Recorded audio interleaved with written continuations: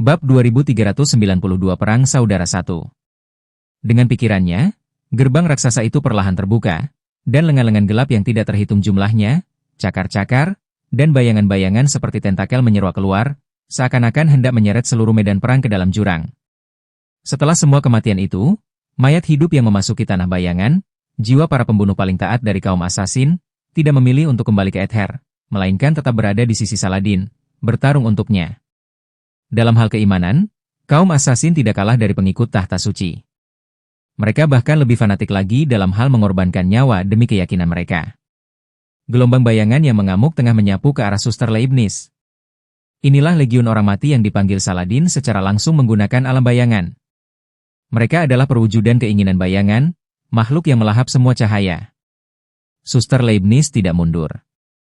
Dia memegang salinan kitab wahyu erat-erat di tangannya, air mata mengalir di wajahnya, tetapi matanya dipenuhi dengan tekad. Dia bergumam. Tuhan berkata, mereka yang menabur dengan air mata akan menuai dengan sukacita. Jika belas kasihan adalah pedangku, maka air mata ini akan mengakhiri hidupmu. Tiba-tiba salinan kitab wahyu meletus, dan kabut wabah berwarna abu-abu putih membumbung liar. Kali ini, yang terjadi bukan lagi erosi biasa, melainkan kondensasi langsung dari hantu-hantu tembus cahaya yang tak terhitung jumlahnya dan menyedihkan. Mereka adalah para pejuang yang gugur atau umat beriman yang menderita, masing-masing menanggung kesedihan yang tidak berkesudahan, namun berubah menjadi tekad yang gigih dalam cahaya suci. Legiun bayangan kematian dan para hantu duka bertarung dengan sengit di medan perang. Bayangan dan wabah saling terkait dan terjalin, dengan badai energi datang silih berganti. Jeritan dan isak tangis yang tidak terhitung jumlahnya bercampur menjadi satu, seolah seluruh dunia sedang berduka atas perlawanan mereka. Saladin berdiri di tengah gelombang bayangan yang mengamuk, bagaikan raja kegelapan, mengangkat pedang bayangannya dan menebas dengan liar. Hilangkanlah. Kasih sayang hanyalah ilusi rapuh di hadapan kegelapan. Suster Leibniz berdiri bermandikan cahaya ilahi, cahaya kitab wahyu menyoroti tekadnya yang tidak tergoyahkan. Suaranya penuh belas kasih namun tidak terbantahkan. Tidak, Saladin. Bayanganmu mungkin menelan cahaya, tapi tidak akan bisa menghapus iman. Karena iman bukan milik bayangan. Ledakan. Kekuatan kedua belah pihak kembali berbenturan pada level paling ekstrim. Dunia seakan berubah warna sepenuhnya. Sementara itu, pertarungan Merlin melawan malaikat matahari dan malaikat bulan sama sengitnya. Midalen dan Sariel bersatu, pancaran cahaya mereka menciptakan semburan energi yang amat dahsyat. Teknik serangan gabungan ini, tarian matahari dan bulan. Tampaknya berubah menjadi matahari dan bulan kedua di tangan mereka, menerangi sekitarnya. Namun, Merlin masih tersenyum tipis. Jubahnya berkibar-kibar liar, tanda-tanda berputar di matanya, dan cahaya di sekelilingnya terpelintir dan berubah bentuk. Dia sekali lagi menggunakan teknik perampasan ilahi, mencuri kekuatan Midalen dan Sariel. Dalam sekejap, seluruh tubuhnya diselimuti oleh cahaya ganda emas dan perak, seperti dewa yang mengendalikan langit dan bumi. Kekuatan kalian akhirnya jatuh ke tanganku. Merlin terkekeh pelan, menangkupkan kedua tangannya, dan kemudian tiba-tiba membukanya keluar. Kombinasi cahaya matahari dan bulan meletus di telapak tangannya, berubah menjadi roda energi raksasa yang langsung menghadapi serangan itu secara langsung. Ledakan. Raungan yang memekakan telinga bergema di langit dan bumi sekali lagi. Cakra matahari dan bulan Merlin bertabrakan hebat dengan serangan gabungan para malaikat. Benturan cahaya melawan cahaya merampas warna dunia, hanya menyisakan cahaya putih menyilaukan. Midalen akhirnya kehilangan ketenangannya dan meraung marah. Mustahil. Kenapa kau seenaknya memanipulasi kekuatan kami sendiri? Sariel mengerutkan kening dan berkata dengan suara rendah. Inilah kekurangan teokratisnya. Dia bisa merebut kemampuan orang lain untuk dirinya sendiri. Midalen, kalau kita tidak segera menentukan pemenangnya, situasinya akan sangat tidak menguntungkan bagi kita. Ada satu hal lagi yang tidak dikatakan Sariel. Artinya, sebagai mahasiswa tingkat akhir di Trinity College, Merlin selalu menjadi seorang jenius yang mereka kagumi. Di bidang kekuatan super, ia dapat menguasai hampir semua kekuatan super yang telah dipelajarinya dalam waktu yang sangat singkat. Kalau tidak, bagaimana dia bisa mengembangkan kemampuan aneh seperti itu? Suatu pikiran yang paling menakutkan muncul dalam benaknya. Sangat mungkin bahwa Merlin, setelah menyalin kemampuan mereka, akan menggunakannya lebih baik daripada pemilik aslinya. Keduanya menggertakkan gigi, dan kekuatan mereka melonjak sekali lagi. Pancaran gandanya perlahan-lahan menyatu, tidak lagi hanya dua cakram, tetapi menyatu menjadi matahari dan bulan dalam satu cakram yang sempurna. Mengandung panas terik matahari dan dinginnya bulan, seakan-akan ia adalah keseimbangan tertinggi antara langit dan bumi. Simbol yin yang besar yang dibentuk oleh emas dan perak. Matahari dan bulan dalam harmoni, tarian terbaik. Keduanya meraung bersamaan. Serangan gabungan itu, yang membawa energi mengerikan, menyapu bersih, hampir memusnahkan Merlin seluruhnya. Merlin tertawa keras, seolah-olah ini memang apa yang diharapkannya. Dia mengangkat tangannya tinggi-tinggi, dan rune mengalir liar, langsung meniru serangan pamungkas. Teokrasi telah dilucuti, matahari dan bulan bersatu. Dua cakram energi yang sama mengerikannya bertabrakan hebat di udara. Dunia seakan dilanda kehancuran. Pada saat itu, tanah retak seluruhnya, batu-batu beterbangan di mana-mana, dan retakan besar pun terjadi di langit. Semua penonton ketakutan, seakan-akan dunia mereka bisa runtuh kapan saja. Gempa susulan melanda medan perang, bahkan memengaruhi medan perang antara Saladin dan Suster Leibniz. Saladin terguncang dan terhuyung, sementara kecemerlangan salinan kitab wahyu Suster Leibniz didorong hingga batasnya.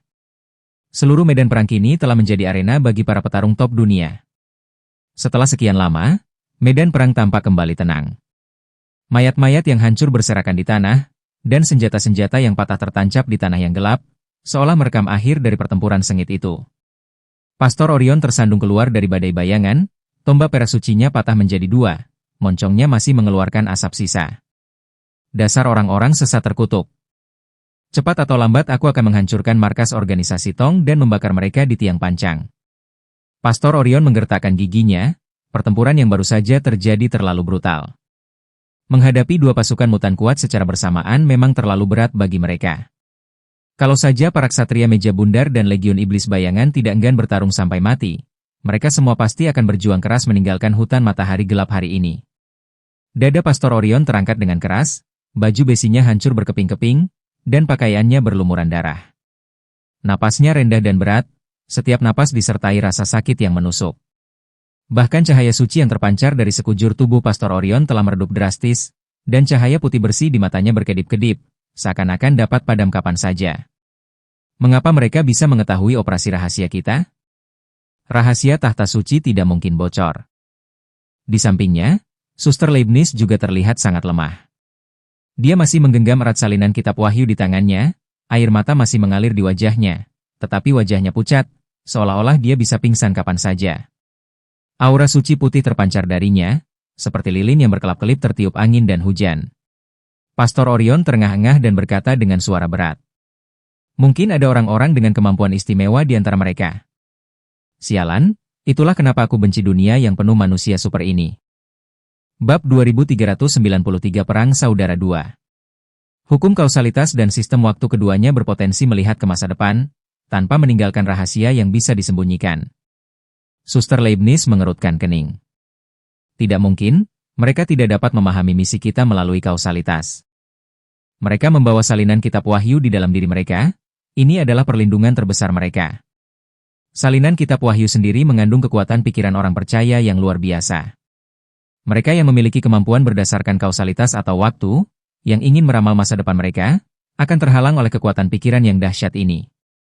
Itu bahkan lebih aneh lagi. Pastor Orion juga tidak mengerti, tetapi sekarang setelah ini terjadi, mereka tidak punya pilihan selain meneruskan jalan ini. Untungnya, setelah mereka berjuang mati-matian dan meninggalkan hutan matahari gelap, Raja Arthur dan anak buahnya tidak mengejar mereka. Sepertinya mereka sudah menuju ke pusat hutan matahari gelap itu. Suster Leibniz menghela napas lega. Dia menoleh ke belakang dan melihat beberapa mayat tergeletak di tanah. Mereka adalah sosok-sosok yang pernah dikenalnya. Para ksatria Templar inilah yang mempertaruhkan nyawa mereka untuk menutupi bagian belakang, sehingga memungkinkan mereka menerobos dan melarikan diri. Mereka menanggung luka yang dalam, dan bahkan di saat-saat terakhir mereka mengangkat tinggi pedang dan perisai mereka, simbol iman mereka, menggunakan kekuatan terakhir mereka untuk melindungi Orion dan Leibniz. Darah berceceran, mengotori tanah hutan matahari gelap menjadi merah. Gema gempa susulan masih bergema di hutan, interaksi antara bayangan dan cahaya belum sepenuhnya mereda, tetapi mereka tidak lagi cukup kuat untuk melawan. Semoga kalian menemukan keabadian di kerajaan surga. Suster Leibniz berdoa untuk mereka sambil berlinang air mata. Pastor Orion menggertakkan giginya, menguatkan diri, dan menggenggam erat sisa-sisa pedang tombak perak suci yang patah dengan tangan kirinya. Tubuhnya berlumuran darah, tetapi matanya menyala karena obsesi fanatik. Dia batuk seteguk darah dan berkata dengan suara rendah. Tidak ada waktu untuk bersedih, Suster Leibniz.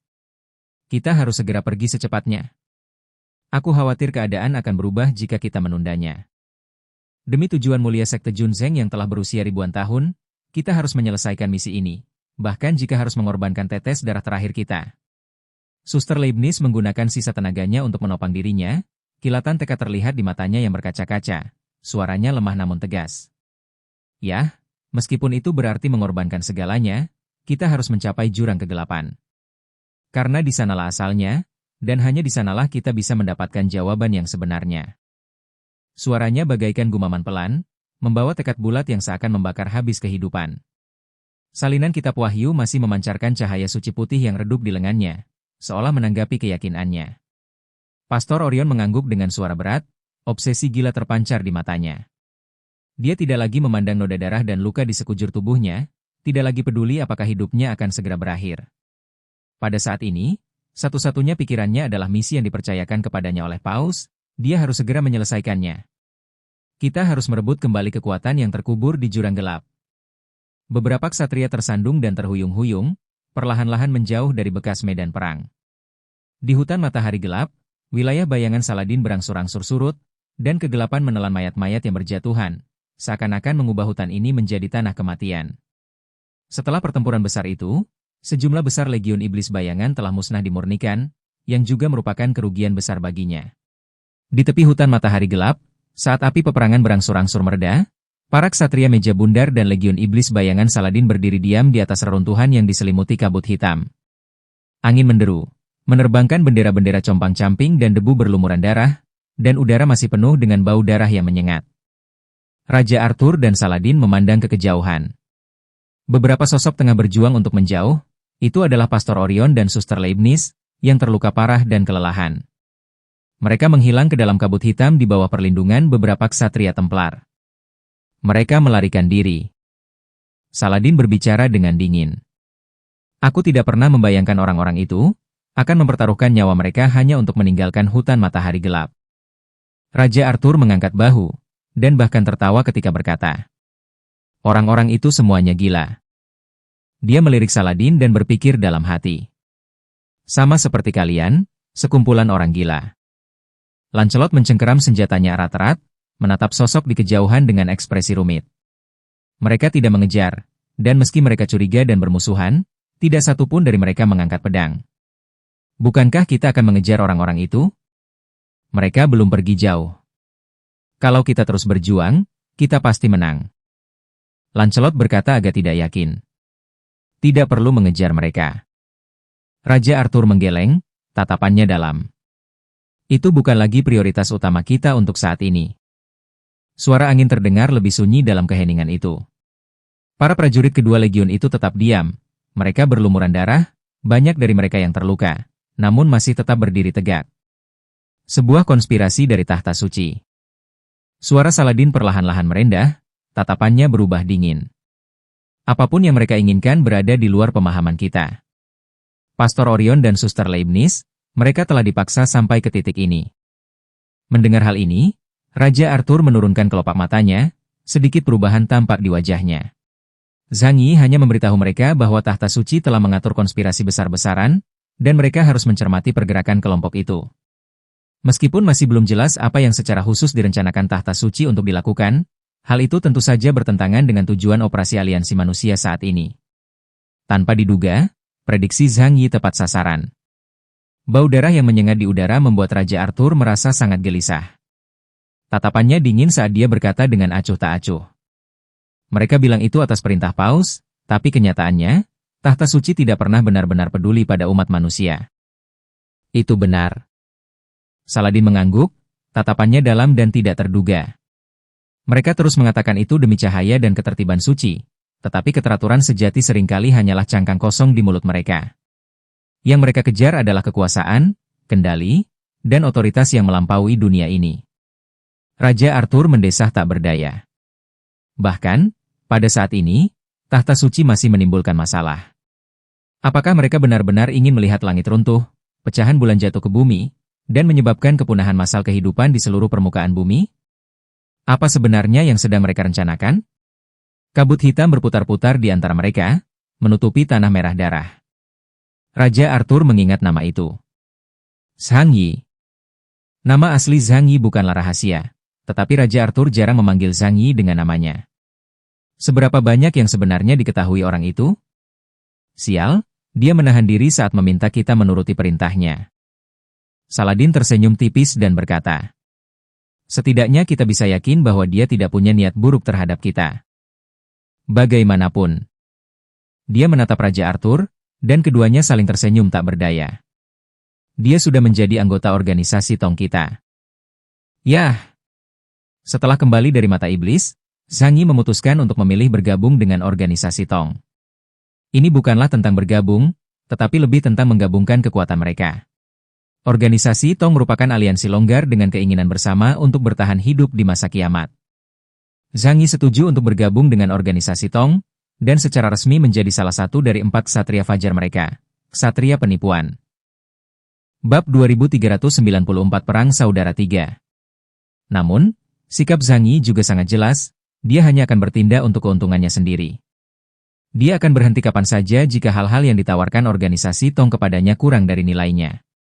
Tentu saja, mengingat kekuatan Zhang Yi saat ini, organisasi Tong dengan mudah menyetujui persyaratannya. Suara kedua pria itu tidak keras, tetapi semua prajurit yang selamat mendengarnya dengan jelas. Pandangan mereka serentak tertuju ke kedalaman hutan matahari gelap, suatu tempat dengan kegelapan tak berujung dan hal-hal yang tidak diketahui, tetapi juga sebuah nama yang membangkitkan secercah harapan dalam diri mereka. Zhang Yi. Raja Arthur berbicara perlahan. Dia memahami situasi ini lebih baik daripada kita semua, dan melihatnya lebih jelas daripada siapapun. Dia menyadari rahasia kepausan, dan bahkan rahasia hutan matahari gelap ini, lebih dalam daripada kita. Jadi, apa yang harus kita lakukan sekarang? Suara Saladin berat, namun mengandung kesungguhan yang langka. Udara menjadi tenang, hanya kabut hitam yang bergulung-gulung. Raja Arthur mendongak, dengan sedikit geli di matanya, lalu mengangkat bahu. Perlukah bertanya? Bukankah dia sudah meninggalkan sinyal untuk kita? Kita akan masuk jauh ke dalam hutan matahari gelap dan menemukannya. Kali ini, kita harus membuat orang itu mengatakan yang sebenarnya. Saladin meliriknya lalu mengangguk sedikit. Dia sekarang harapan terbesar kita untuk memecahkan kebuntuan ini. Kata Saladin, matanya penuh rasa hormat saat menyebut Zhang Yi. Meskipun dia tidak tampak terlalu serius setiap hari, dia sangat bisa diandalkan dalam menyelesaikan sesuatu. Itulah yang terjadi. Suara Raja Arthur tegas dan penuh tekad. Situasi saat ini di luar kemampuan kita untuk menanganinya sendiri. Hanya dia yang mungkin bisa memberikan kita arahan. Mereka tidak akan membahas karakter Zhang Yi, tetapi mereka harus mengakui bahwa dia bijaksana dan sangat berhati-hati. Di hutan matahari gelap yang berbahaya ini, mengikuti Zhang Yi masih merupakan pilihan yang paling menjanjikan. Tatapan mata para prajurit perlahan bertemu, semuanya tertuju pada mereka berdua. Meskipun mereka agak kelelahan setelah pertempuran besar itu, mereka tampaknya telah memperoleh kekuatan baru di hati mereka saat ini, semacam keyakinan yang tidak tergoyahkan yang berasal dari kepercayaan. Jauh di dalam hutan matahari gelap yang jauh, kabut hitam mengepul, seolah menunggu mereka masuk ke dalam. Keduanya bertukar pandang, pandangan tegas terpancar di mata masing-masing. Ayo kita pergi. Raja Arthur berbicara. Saatnya bersatu kembali dengan Tuan Kees. Saladin pun mengangguk setuju. Suara mereka tidak keras, tetapi membawa cukup kekuatan untuk membuat semua prajurit berdiri tegak kembali. Para ksatria meja bundar dan legiun iblis bayangan perlahan-lahan memulai jalan baru. Darah dan api belum menghilang, dan kegelapan di depan bahkan lebih dalam dan lebih berbahaya. Namun di dalam hati mereka, secercah cahaya bernama Zhang Yi tengah menerangi jalan ke depan di tengah kegelapan. Jauh di dalam hutan matahari gelap, Zhang Yi dan kelompoknya masih perlahan-lahan melangkah maju. Saat ini, satu-satunya hal yang dapat mereka andalkan untuk menemukan lokasi benih api adalah indera penciuman Brian yang sangat tajam. Hidung hitam besar itu berkedut kuat, dan bau yang dikumpulkan oleh pengumpul bau memasuki helm, lalu dikenali dari hidungnya. Dari aroma yang kompleks, dia memisahkan sisa-sisa meteorit dan tulang manusia dari udara, untuk menentukan arah kepergian mereka. Ini adalah pekerjaan teknis. Akan tetapi, dengan seekor anjing yang mengendus-endus kiri dan kanan di depan, dan sekelompok orang yang mengikutinya dengan hati-hati di belakangnya, seluruh prosesi itu tampak agak lucu. Sifati Su berpikir dalam hati. Untungnya, semua orang mengenakan seragam tempur saat ini. Kalau tidak, jika ada yang memakan bawang putih atau tidak sengaja kentut, bisa menyebabkan bencana besar. Mengendus. Brian menarik napas dalam-dalam, lubang hidungnya sedikit mengembang. Dia menggenggam kedua cakar besar itu, suaranya terdengar pura-pura dalam. 300 meter di depan. Masih tercium aroma tulang terbakar. Dan jejak energi yang ditinggalkan benih api. Ekornya bergoyang pelan, tetapi tidak ada tanda-tanda tenang, dan matanya yang besar memperlihatkan rasa waspada yang mendalam. Karena dia juga tahu bahwa hutan ini tidak akan mudah membiarkan mangsa ditemukan. Zhang Yi mengangkat matanya dan menatap kabut hitam tebal yang hampir mengeras di depannya itu. Kabut bergulung perlahan seakan hidup, menyelimuti apapun yang terlihat. Baiklah, mari kita lanjutkan ke arah ini. Suaranya tenang dan datar, namun mengandung ketegasan yang meyakinkan. Pasukan besar itu dengan cepat menyesuaikan formasinya, tetap waspada, dan perlahan maju. Tiba-tiba, Brian, sang pemimpin, menggerakkan telinganya, memamerkan giginya, dan menggeram pelan. Awas! Ada yang mendekat. Sebelum kata-kata itu selesai, kabut hitam di depan tiba-tiba beriak, dan beberapa sosok tinggi dan gelap muncul dari kabut. Semua orang secara naluriah mencengkeram senjata mereka, saraf mereka langsung tegang. Zhang Yi menyipitkan matanya, tangan kanannya tergantung di sampingnya. Dalam jangkauan ini, yang perlu dilakukannya untuk melancarkan serangan adalah menghitung koordinat spasial di otaknya, dan kemudian disosiasi benang satu dimensi dapat menghancurkan hampir semua materi. Namun ketika sosoknya berangsur-angsur menjadi lebih jelas, semua orang dapat melihat seperti apa rupa pendatang baru itu. Mereka itu adalah orang-orang dari jajaran Dewa Nordik. Di antara rombongan Kolombia, seseorang berbisik, ada nada kegembiraan dalam suaranya. Setelah bersatu kembali dengan sekutu mereka yang hilang, tim tersebut dapat tumbuh lebih kuat, sehingga lebih mudah bagi mereka untuk menyelesaikan misi mereka. Benar saja, pemimpinnya tidak lain adalah Odin, yang mengenakan baju besi perak. Matanya yang tunggal bagaikan api, jenggotnya tebal, dan auranya semegah gunung. Di belakangnya, Loki, Hela, dan puluhan prajurit elit dari istana Nordik mengikutinya dari dekat, masing-masing berwibawa dan agung. Akan tetapi, karena beberapa alasan, mereka yang muncul dari kabut gelap tampak memiliki aura yang lebih suram. Namun, tidak seorang pun terlalu memikirkannya. Lagi pula, siapa yang bisa merasa senang di tempat terkutuk ini? Keyes dan Adam Smith. Nama samaran Benjamin Morgan adalah Adam, yang diambil dari nama ekonom legendaris Adam Smith. Odin berjalan mendekat dengan suara nyaring dan ceria serta tawa lebar. Akhirnya kami menemukanmu di sini. Tempat terkutuk ini seperti labirin. Untungnya kami melihat sinyalmu dan bergegas ke sini. Sialan, syukurlah kita ke arah yang benar. Aku hampir mengira kita akan tersesat di sini. Zhang Yi berhenti dan menatapnya dengan tenang. Tawa Odin semakin dekat saat dia melangkah mendekat, merentangkan tangannya seolah hendak memeluk Zhang Yi. Tatapan Zhang Yi tetap tidak berubah, setenang danau yang tenang. Dia tidak ingat pernah sedekat ini dengan Odin hingga mereka bisa berpelukan. Yang Xin Xin dan Brian juga tampaknya menyadari ada sesuatu yang salah. Intuisi seekor anjing selalu lebih tajam daripada intuisi manusia. Dia menatap jajaran Dewa Nordik di hadapannya dengan tatapan bingung. Odin dan anak buahnya melangkah mendekat, dan jaraknya kurang dari 20 meter dari mereka. Zhang Yi diam-diam mengangkat tangannya, sedikit menghalangi jalan rekannya. Kalian tidak datang ke sini hanya untuk menyapakan? Zhang Yi berbicara dengan tenang, menatap Odin saat dia bertanya.